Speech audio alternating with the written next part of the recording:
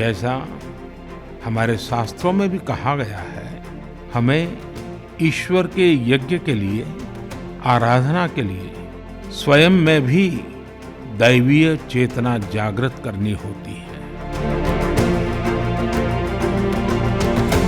इस पवित्र अवसर पर मैं परमात्मा के श्री चरणों में प्रार्थना करता हूँ, ऋषियों, मुनियों, तपस्वियों का पुण्य स्मरण करता हूँ। आप मुझे आशीर्वाद दें ताकि मन से, वचन से, कर्म से मेरी तरफ से कोई कमी ना रहे। टीवी स्क्रीन पर दिखाई दे रही ये तस्वीरें प्राण प्रतिष्ठा के लिए प्रधानमंत्री मोदी के महाअनुष्ठान के हर हिस्से की व्याख्या कर रही हैं। तस्वीरें बता रही हैं भव्य मंदिर में रामलला के विराजमान होने से पहले प्रधानमंत्री नरेंद्र मोदी की आध्यात्मिक यात्रा कितनी लंबी रही है और उन्होंने कैसे पिछले 10 दिनों में यम नियम के तहत सनातन संस्कृति के विधि विधान को पूरा किया है। जो व्यक्ति अनुष्ठान में रहता है उसको प्रायश्चित करना पड़ता है और उसको नियम है कि वो जमीन पर सोएगा, असत्य नहीं बोलेगा, उसके दिन पहले उसका प्रायश्चित हो जाएगा, फिर प्रतिदिन नहीं प्रायश्चित होगा, एक दिन होता है। फिर यह जो मंत्र है उन मंत्रों के द्वारा अपने को अभिनंदित किया आचमन करेगा। आचमन करने के बाद शरीर में छोड़ेगा। कंबल पर सोना हो या फिर नारियल पानी पीने से लेकर फलाहार के नियम, प्रधानमंत्री नरेंद्र मोदी ने अब तक हर एक विधि विधान को पूरे भक्ति भाव से निभाया है। प्राण प्रतिष्ठा के महाअनुष्ठान को फलीभूत करने के लिए पिछले 10 दिनों में प्रधानमंत्री मोदी ज्यादातर मौकों पर भगवान की भक्ति में ही रमे दिखाई दिए।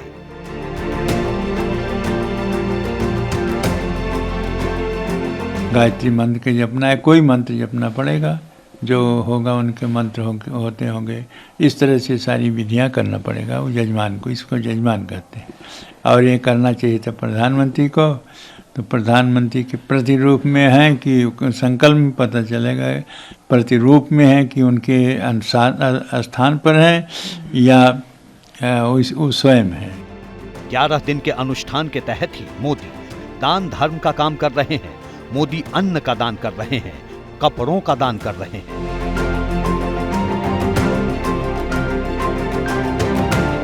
ग्यारह दिन की तपस्या का एक बहुत बड़ा हिस्सा है साफ सफाई, और इसी के तहत महाराष्ट्र के नासिक में मंदिर के भीतर मोदी ने प्रांगण में झाड़ू लगाई थी।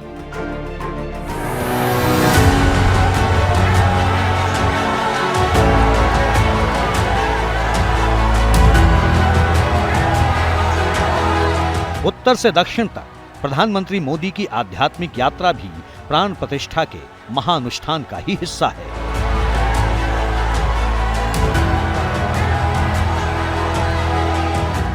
दुनिया भर में फैले राम भक्तों के लिए ऐसा ही पवित्र अवसर है।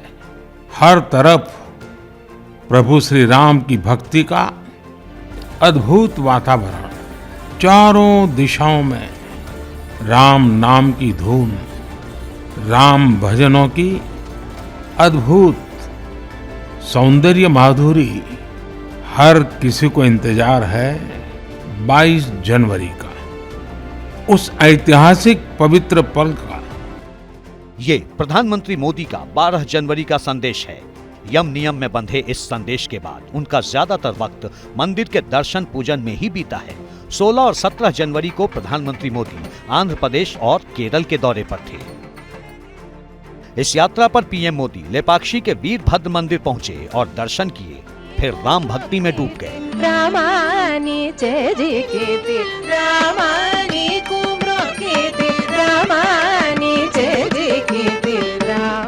विजयनगर शैली में कुर्मा सेलम की पहाड़ियों पर बने इस मंदिर का नाता सीधे प्रभु श्री राम से है। कहते हैं सीता हरण के बाद लंका लौटते रावण से गिद्धराज जटायु ने यहीं पर महायुद्ध किया था। घायल जटायु ने यहीं श्री राम को रावण का पता बताया था और प्रभु ने यहीं पर जटायु को मुक्ति का वरदान दिया था।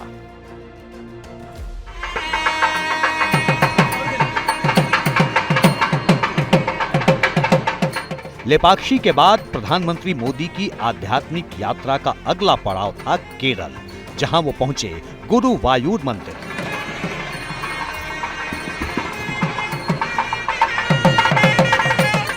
गुरुवायूर मंदिर में भगवान गुरुवायूरप्पन विष्णु के 8वें अवतार कृष्ण के बाल रूप में विराजमान हैं। यहां प्रधानमंत्री मोदी पूरी तरह दक्षिण भारत की वेशभूषा में नजर आए। प्रधानमंत्री मोदी इसी दिन केरल के श्री रामास्वामी मंदिर भी पहुंचे, जिसका सीधा संबंध भगवान राम से है। 12 जनवरी से अब तक पीएम मोदी ने हर उस तीर्थ स्थल तक पहुंचने की कोशिश की है जिसका संबंध भगवान राम से है। रामेश्वरम और धनुषकोडी की यात्रा भी प्रधानमंत्री मोदी के इसी आध्यात्मिक भ्रमण का हिस्सा रही, क्योंकि रामेश्वरम में मौजूद रामानाथ स्वामी मंदिर न सिर्फ 12 ज्योतिर्लिंगों में से एक है, बल्कि मान्यता है कि जिस जगह मंदिर है वहां शिवलिंग की स्थापना खुद प्रभु श्री राम ने की थी। पहले तो माननीय प्रधानमंत्री जी को साधुवाद है, वो चाहते तो नहीं भी कर सकते थे, इसकी कोई जरूरत नहीं थी, लेकिन माननीय प्रधानमंत्री जी एक 140 करोड़ देशवासी की प्रतिनिधित्व करते हैं, भारत के प्रधानमंत्री हैं, इसके नाते सबको लेकर और उन्होंने एक आत्मसात करने के लिए, क्योंकि वो पल, वो क्षण, वो अवसर बार बार किसी को मिलने वाला नहीं था। प्रधानमंत्री के महाअनुष्ठान का बड़ा चरण पूरा हो चुका है। अब सबकी नजर सोमवार के कार्यक्रम पर है, रामनगरी की धरा पर, जब रामलला अपने दरबार में विराजमान होंगे।